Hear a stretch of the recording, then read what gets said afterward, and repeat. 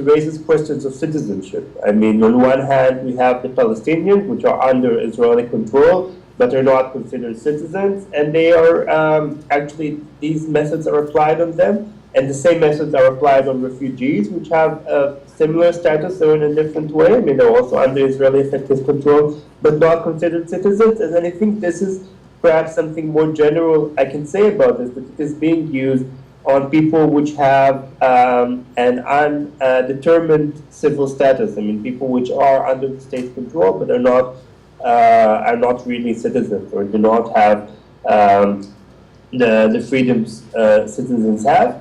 As you said, I mean, there is a very extensive cooperation with Americans about the border with Mexico. There is use of Israeli technology there. Elbit Systems sells technology to this border, and we see this also in other parts of the world. I mean, Israel has become a very big power when we speak of walls, when we speak of technology of separations. Walls both as a concept. Now in Israel, I mean, there are walls all over. There's a wall in Gaza. They want to build a wall in the north. There's a wall in the Sinai Desert. I mean, this is a very strong concept, I think, in Israeli politics. The ways actually to separate the country from other countries in the region, and I think it affects other parts of the world as well. Yes. Hi, I just want to congratulate you on the brilliance of the persona that you adopted in your movie, The Lab, as compared to the real you. The naive, slightly bumbling, curious, innocent. I think it was a brilliant act. And thank you for being strategic. It's a great movie. Thank you.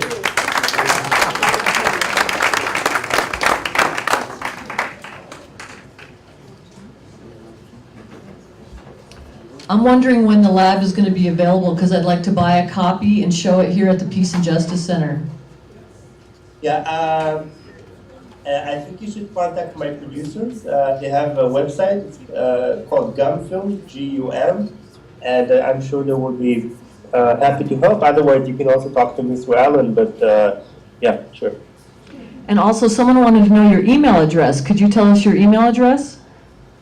Yeah, sure. It's like my name, Yotam, Y-O-T-A-M with S, like Sweden, or like sugar, at Gmail.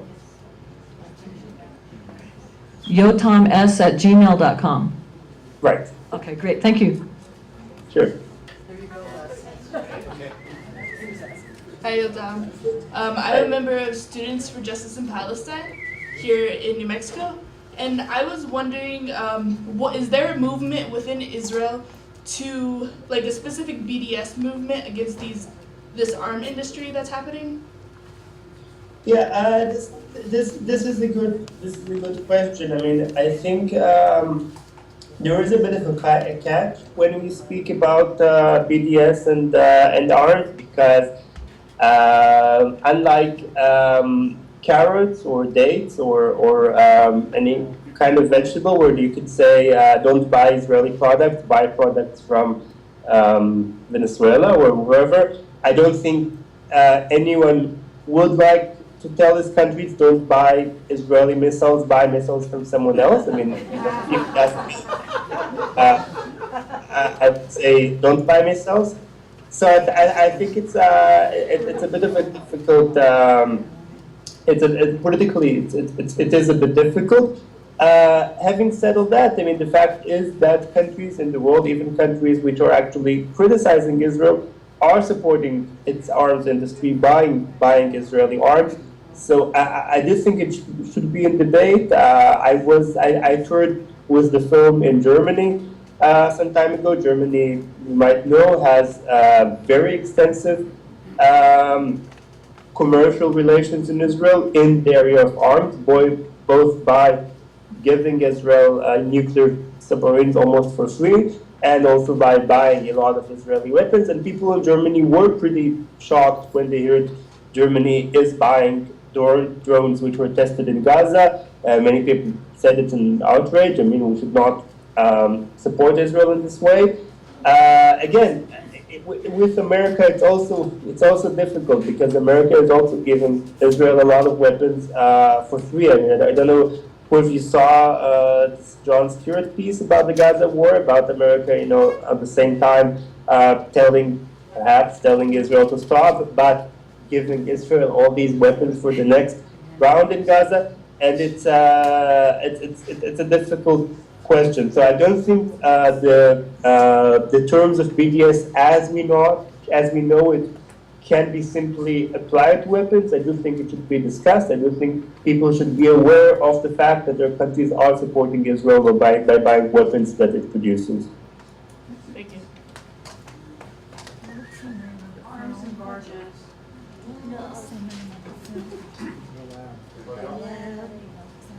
Is it the lab or lab?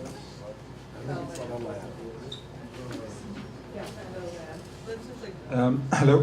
I just wanted to ask if you can maybe elaborate somewhat about how much weight this phenomena of testing weapons on the Palestinian people stops peace from taking place. I mean, how much weight does it have in the government policy in Israel against peace? Yes, I think it cannot be underestimated. I mean, of course, I think there are many reasons. I don't really like to speak of the term peace. I mean, first, I think the first thing is to stop Israeli hostilities. I mean, this is, I think, the most basic things. And I think, yes, I think there is a very strong relation. I mean, we see the same people in the arms industry are actually the same people later in the government or in the military, and are the people that are deciding when and how and to what extent will Israel use its military force.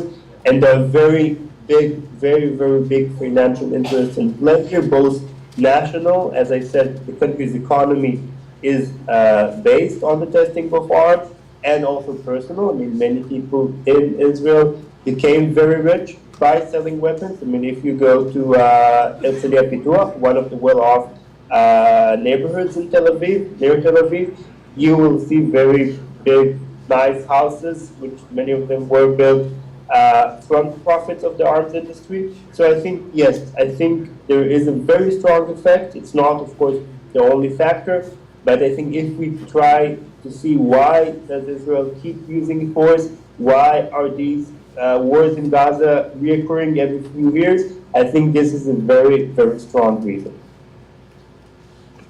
I know it's very early in the morning for you. It's 5 minutes to 6, and as you told me, you're not getting much sleep lately. So I'm going to ask you, can you briefly tell us what effect, if any, boycott, divestment, and sanctions movement is having in Israel? Is it having an economic effect, or an effect on morale, or is it doing anything at all? Yeah, I think people are starting to feel it. I mean, it is spoken of quite a lot in Israel, and I think.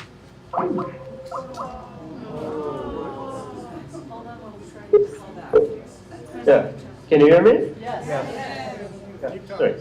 So yeah, I think it is starting to make an effect. I mean, about a few months ago, just before the war, people were talking about it quite a lot. People were starting to say, if we go on this way, we might have quite a big problem economically.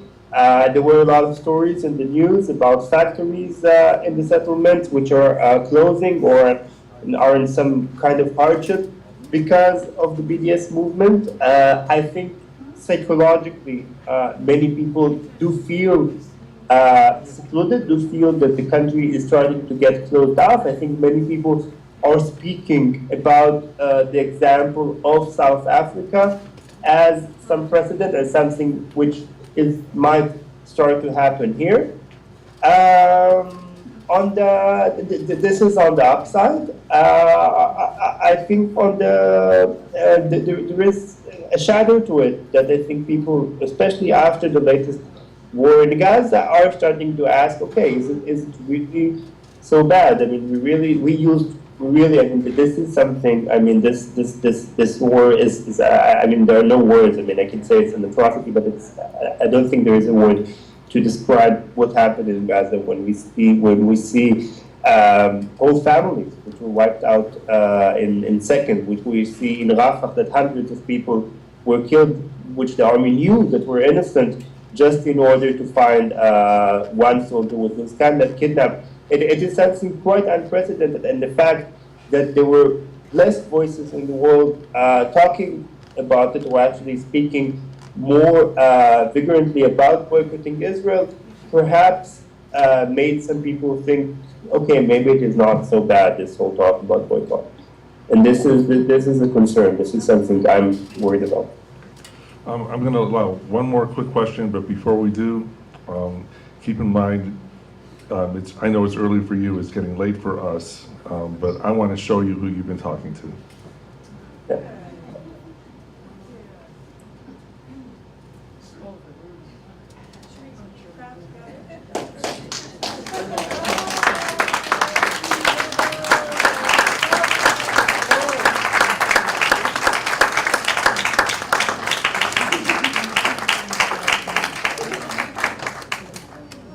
Thank you. In your opening comments, you mentioned that very few Israelis were inconvenienced or involved in the war in Cast Lead in 2008, 2009. What's the experience with the current war in Gaza? Are more Israelis involved, or is it another one of these wars that it's just a minor inconvenience? Well, I think there was perhaps one novelty in this war, which made it slightly different, which is the missiles on Tel Aviv. I mean, in the latest Gaza war, people really didn't feel the war. I mean, people really, I mean, you would go to Tel Aviv, you would see all the cafes open, you would see people shopping, you would see people doing whatever they did before and after the war.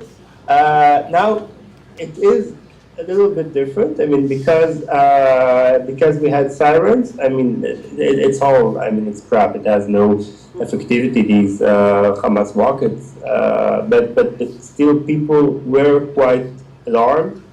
I said to someone just after the war started that Hamas would really start getting an advantage when they start using the missiles at night. I mean, if people won't get sleep, so people will start actually to feel the war, and then they actually started doing it, and I think it had an effect. I mean, the fact that the whole population, you see people, walking red-eyed and didn't get so much sleep. It has a moral effect on the population, and I think maybe it's not so bad. I mean, people at least have some reflection to the fact that there is a war going on.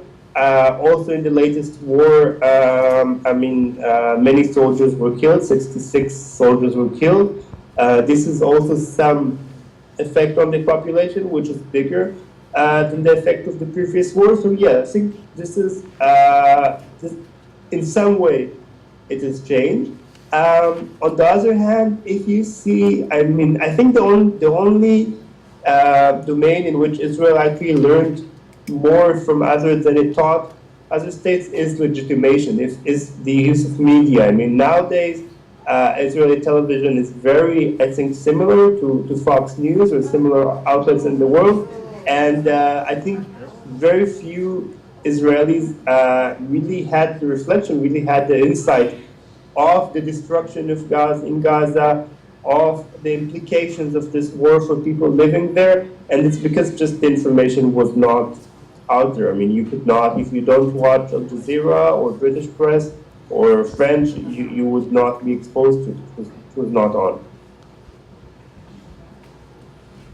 Yotam, can I ask you one more question? Could you just speak from your heart and tell us why you made that film, The Lab, why you do the work you do? Yeah, I think, as I said, I mean, I think in Israel there are very strong ideological forces working on people's consciousness. I think there is very strong effort to try and distort reality, to try and prevent people from seeing the very simple facts of what is happening in Gaza and the West Bank. And I think politically it is important to have forces to oppose it. I mean, I do believe, perhaps naively, but I think it is important to be optimistic. I do believe people have the capacity to recognize truth, that people have the capacity to see justice. We've seen it, throughout history. And I think this also can and will happen in Israel. I think my main objective is actually to speak to any Israeli. Also before, it's important for me also to speak to Americans and to people over the world, but first of all to Israelis. And this is what I did in Arabic. This is what I did in this film.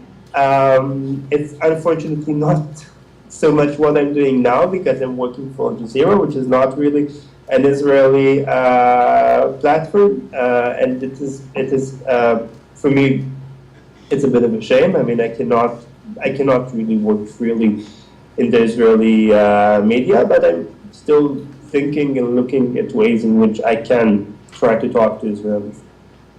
Thank you very much. Good morning.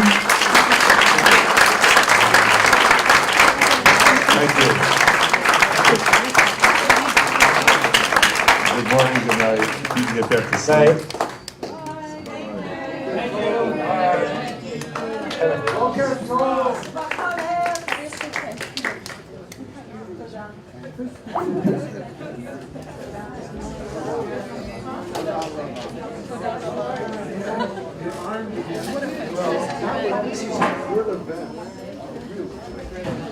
If you haven't signed the petition, please do. If you haven't signed the sign-in sheet, please do. And if you haven't donated, please do.